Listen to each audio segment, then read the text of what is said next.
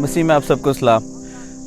میں آپ کے ساتھ ایک کلام کی بہت خوبصورت آیت شیئر کروں گا جس سے ہمیں پتہ چلے گا کہ ہم خدا سے مدد کس طرح لے سکتے ہیں۔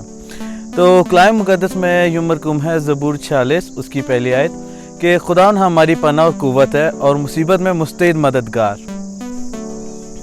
جس طرح سے ابھی ہم نے کلام مقدس میں سے خوبصورت آیت کو پڑھا تو ہمیں یہ دیکھنا ہے کہ خدا ہماری مدد کس طرح کر سکتا ہے۔ تو ہم خدا سے مدد کس طرح لے سکتے ہیں کہ ہم اپنا وقت خدا کے ساتھ گزاریں اور ہم دعا کریں، اس کے حضور اپنے دلوں کو انڈیلیں، اس کو اپنی مشکل بتائیں، کیونکہ یہ بھی لکھا ہے کہ اپنی فکریں اس پر ڈال دو کیونکہ اس کو تمہاری فکر ہے۔ اب جب تک ہم اس سے بات نہیں کریں گے، اس سے اپنے دکھ درد شیئر نہیں کریں گے، اس کو ہمیں اپنی کوئی پرابلم بتائیں گے نہیں تو ہماری وہ مدد کس طرح کرے گا۔ اس کے حضور اپنے خیالات رکھیں، اس کو بولیں کہ خدا ہماری مدد کر، تو وہ ہماری مدد ضرور کرے گا۔